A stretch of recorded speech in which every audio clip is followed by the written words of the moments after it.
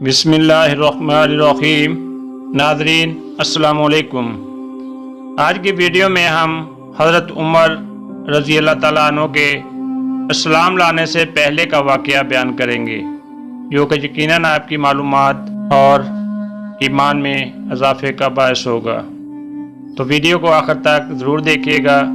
ناظرین، ایک دفعہ کا واقعہ ہے کہ اسلام قبول کرنے سے کئی سال پہلے حضرت عمر رضی اللہ تعالیٰ عنہ ایک تجارتی قافلے کے ساتھ مکہ سے شام کی طرف روانہ ہوئے، اور اس قافلے کے ساتھ قریش کے بہت سے سردار بھی شامل تھے، اور وہاں اپنا سامان فروخت کر کے جب مکہ کی طرف واپس روانہ ہوئے تو تھوڑی دور آ کر حضرت عمر رضی اللہ تعالیٰ عنہ کو یاد آیا ان کی ایک رشتہ دار عورت نے انہیں کچھ سونا دیا تھا تاکہ وہ اسے بیچ کر کپڑے وغیرہ خرید کر لائیں۔ تو انہوں نے اپنے قافلے والوں سے کہا کہ میں فلاں عورت کا کام کرنے کے لیے واپس دمشق جا رہا ہوں۔ دمشق اس وقت تجارتی مرکز تھا۔ جب حضرت عمر رضی اللہ تعالیٰ عنہ واپس دمشق گئے تو بازار بند ہو چکے تھے۔ آپ رضی اللہ نے ایک مسافر خانے میں لیٹ کر سو گئے۔ کچھ دیر بعد ایک اللہ کا بندہ مسافر خانے میں آیا اور اس نے حضرت عمر رضی اللہ تعالیٰ عنہ کو سوتے ہوئے دیکھا تو جگایا اور آپ کو اپنے ساتھ اپنے گھر لے گیا۔ حضرت عمر رضی اللہ تعالیٰ عنہ کی ملاقات ان کے والد سے ہوئی۔ حضرت عمر رضی اللہ تعالیٰ کھانا وغیرہ کھا کر سو گئے، جبکہ آپ کا میزبان رات بھر نماز پڑھتا رہا۔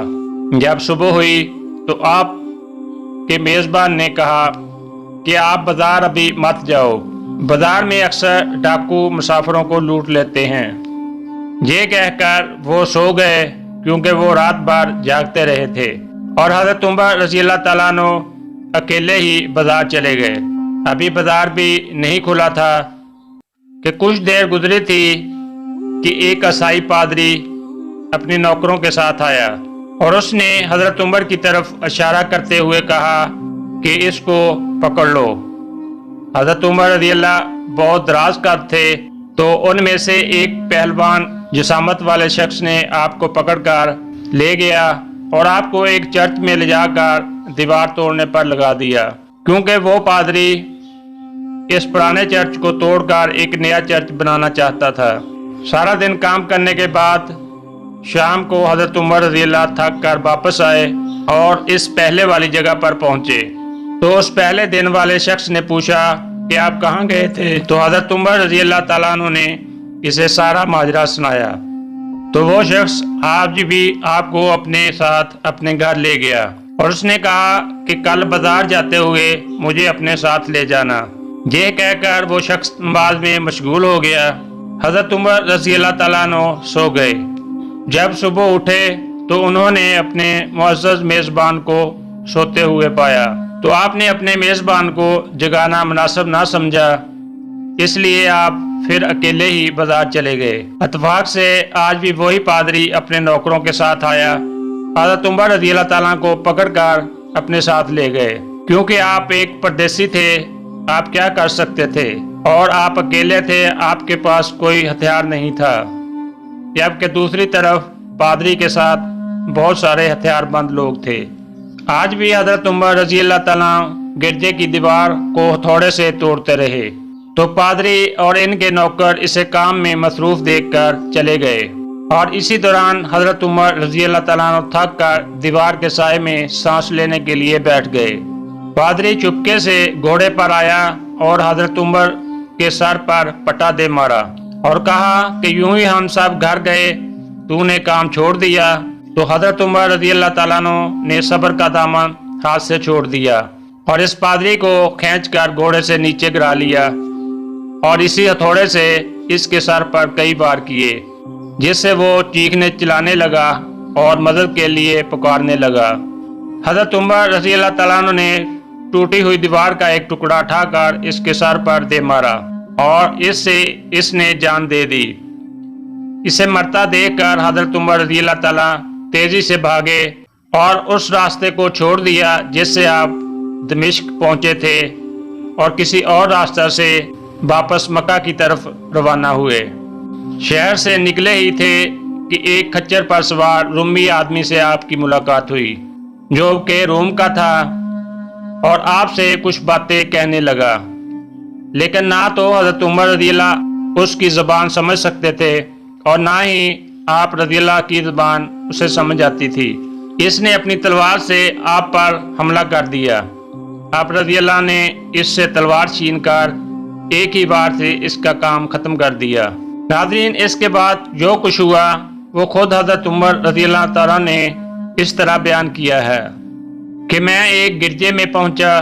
جب میں چرچ میں داخل ہوا تو چرچ میں موجود تمام لوگ مجھ سے میری حالت کے بارے میں پوچھنے لگے، اور اس کے بعد اس نے کہا کہ لگتا ہے تم کسی چیز سے ڈرتے ہو، یہاں پر آپ ہماری حفاظت میں ہیں۔ پھر اس پادری نے مجھے اپنے گھر میں رکھا اور میرے ساتھ اچھا سلوک کیا اور مجھ سے پوچھا کہ میں کون ہوں اور کہاں سے آیا ہوں۔ تو میں نے بتایا کہ میں مکہ میں رہتا ہوں، میں ایک سوداگر ہوں اور قبیلہ قریش سے میرا تعلق ہے۔ تجارتی سامان لے کر فروخت کرنے کے لیے گیا تھا، لیکن مجھے واپس دمشق جانا پڑا۔ میرا ملک اور راستہ کھو کر باہر نکل آیا ہوں، اور پادری نے مجھے غور سے دیکھتا رہا اور بار بار اس کے پاس آیا، اور رات گزارنے کے بعد اس نے پوچھا کہ میں مزید یہاں رہنے کا ارادہ رکھتا ہوں یا جانا چاہتا ہوں۔ میں نے کہا کہ اب میں آپ سے رخصت ہونا چاہتا ہوں۔ یہ سن کر پادری اپنا ایک شاندار گدھا لے کر آیا جو کہ بہت خوبصورت اور انتہائی تیز تھا، اور پھر اس نے کچھ کھانے کی اشیاء اور قیمتی تحائف اس پر لاد دیے اور کہا کہ تم اس گدھے پر سوار ہو کر چلنا شروع کرو گے تو تمہیں اس گدھے پر سوار دیکھ کر ہر کوئی تیرا احترام کرے گا اور تمہارا حکم بجا لائے گا۔ وہ پادری مجھے تنہائی میں لے گیا اور اس نے کہا کہ آپ کا تعلق ایک غریب طبقے سے ہے، لیکن میرا آپ سے ایک مطالبہ ہے کہ آپ بیان دیں اور مجھے لکھ کر دیں۔ لیکن میں حیرت سے آپ جیسے پوچھنے لگا کہ آپ جیسے بڑے آدمی کا مجھ سے کیا مطالبہ ہے؟ مجھ جیسے پریشان حال مسافر سے اس نے بڑے پر اعتماد لہجے میں کہا کہ سنو، میں وہ آدمی ہوں جسے اللہ نے آسمانی کتابوں کا علم دیا ہے۔ میں نے تمہاری ذات میں ایسی بہت سی نشانیاں دیکھی ہیں جن سے معلوم ہوتا ہے کہ ایک مقررہ مدت مکمل ہو جانے پر ایک ایسا وقت آئے گا کہ جو حالات میں زبردست تبدیلی آئے گی۔ اس وقت آپ ہمارے ملک کے حکمران بن جائیں گے اور آپ یہاں کے تمام شہروں پر حکومت کریں گے۔ اس کے بعد اس پادری نے اپنی جیب سے قلم اور کاغذ نکالا اور کہنے لگا، میرا تقاضا ہے کہ آپ کاغذ پر لکھ کر دیں کہ جب آپ کی حکمرانی قائم ہوگی تو اس وقت اس چرچ اور جائیداد پر کسی قسم کا ٹیکس نہیں لگایا جائے گا۔ میں نے حیران ہو کر پادری سے پوچھا، کیا تم مجھ سے مذاق کر رہے ہو؟ لیکن اس نے کہا کہ جو کچھ میں کہہ رہا ہوں وہ بالکل درست ہے، میری درخواست کو قبول کر لیجئے۔ اور میں نے اسے کاغذ پر لکھ کر اسے دیا اور گدھے پر سوار ہو کر چل پڑا۔ راستے پر کئی جگہوں پر عیسائیوں نے مجھے گدھے پر سوار دیکھا۔ تبوک کے پاس مہمان بن کر پہنچا۔ اللہ کی شان کہ وہ تجارتی قافلہ جس کے ساتھ میں گیا تھا کافی دیر تک میرا انتظار کے بعد اسی جگہ شروع ہوا جہاں سے میں نے اسے چھوڑا تھا۔ اب قافلے والے تبوک کے ایک کنویں کے پاس ڈیرے ڈالے ہوئے تھے۔ مجھے دیکھ کر میرے ساتھی میری طرف متوجہ ہوئے اور میری طرف دوڑے، مجھ سے مل کر بہت خوش ہوئے اور کہنے لگے، اے عمر ابن خطاب، ہم آپ کے انتظار میں بالکل مایوس ہو گئے تھے، اس لیے ہم وہاں سے چل دیے۔ یہاں سے آپ واپس گئے تھے، آپ دمشق گئے تو ہم آپ کے بارے میں بہت پریشان تھے۔ تو بتائیے کہ آپ اتنے دن کہاں رہے اور آپ کا سفر کیسا رہا، کچھ بتائیے۔ میں نے وہ تمام حالات بیان کیے جو میرے ذہن میں آئے تھے، لیکن میں نے خلوت میں کی گئی وہ گفتگو جو پادری نے کی تھی وہ ظاہر نہیں کی، کیونکہ میں پادری کے ان الفاظ سے واقف نہیں تھا، تو میں نے اسے وہم سمجھا اور اس کے اصولوں پر عمل کیا۔ مجھے اس شاندار گدھے پر سوار دیکھ کر کہنے لگے، ارے لوگو، اس نوجوان کا اقبال منظر دیکھو، اسے ایسے کھیت میں چھوڑ دیا جائے، یہاں نہ پانی ہو نہ سبزی، پھر بھی اس کو رزق ملے گا۔ جبکہ پادری نے کہا تھا کہ جب میں اپنے ساتھیوں کے پاس پہنچوں اور گدھے کی ضرورت باقی نہ رہے تو اس کی رسی کو مضبوطی سے باندھ کر گدھے کو چھوڑ دینا۔ میں نے اس کی بات پر عمل کرتے ہوئے گدھے کو رسی کے ساتھ باندھ کر اس کو چھوڑ دیا۔ ابو سفیان نے کہا کہ تم نے یہ کیا کیا؟ میں نے اسے ایسی جگہ چھوڑا ہے یہاں سے اکثر چور اور سفاہ گزرتے ہیں۔ میں نے کہا کہ اس کے مالک نے مجھے ایسا ہی کرنے کی ہدایت کی تھی اور وہ اس کی عادتوں سے زیادہ واقف ہے۔ اب وہ جگہ گدھے کے کنویں کے نام سے مشہور ہے، اور گدھا وہاں سے چلا گیا۔ جب ہم واپس مکہ پہنچے تو میرے اور پادری کے درمیان جو گفتگو ہوئی وہ مجھے پہلے تو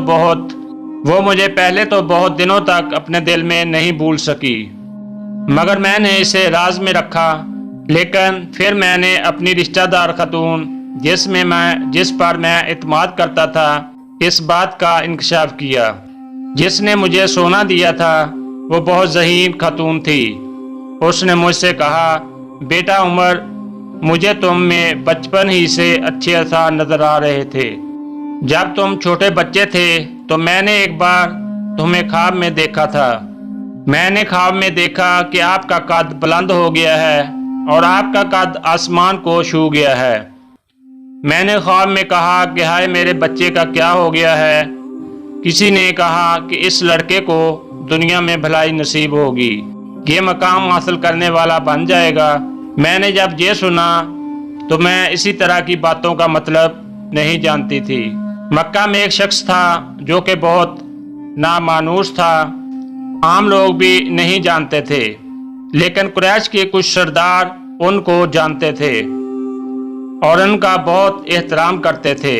ایک دن دوپہر کے وقت میں نے ان کے پاس گیا اور کہا کہ میں آپ سے کچھ باتیں کرنا چاہتا ہوں اور آپ ان کو اپنے دل میں راز رکھیں گے اور انہیں کسی پر ظاہر نہ کرنے کا وعدہ کریں۔ تو میں نے اسے اپنے سفر کے تمام واقعات سنائے اور اپنی رشتہ دار خاتون کے خواب کا بھی ذکر کیا۔ تو انہوں نے کہا کہ جو عنوانات بنائے گئے ہیں جس سے آپ نے پیسے جمع کیے ہیں، اس نے تحریری طور پر وعدہ کیا ہے کہ وہ اس دور میں عیسائیوں کا سب سے بڑا عالم ہے۔ تو اس نے جو کچھ کہا وہ سچ ہے اور جلد ہی وہ حقیقت آپ پر ظاہر ہو جائے گی۔ یہاں تک کہ آپ کی رشتہ دار خاتون کے خواب کا تعلق ہے، دنیا میں انقلاب آئے گا، دنیا نئی شکل اختیار کرے گی اور آنے والی دنیا کے آسمان و زمین بدل جائیں گے۔ یہ سن کر میں وہاں سے گھر گیا اور ان کی ساری باتیں اپنے دل میں رکھ لیں۔ کچھ عرصہ کے بعد قریش کی جماعت میں آپ صلی اللہ علیہ وسلم کا ذکر ہونے لگا۔ خود اللہ کے رسول صلی اللہ علیہ وآلہ وسلم فرماتے ہیں کہ میں نے لوگوں کو بتوں کی پرستش سے منع کیا اور صرف ایک اللہ پر ایمان لانے کی تاکید کی۔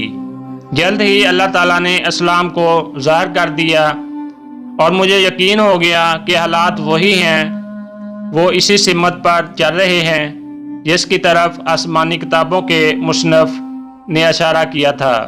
نبوت کے 6 سال حضرت عمر رضی اللہ تعالیٰ عنہ نے اسلام قبول کیا اور 11 ہجری میں رسول اللہ صلی اللہ علیہ وآلہ وسلم کے جانثار صحابی بن گئے۔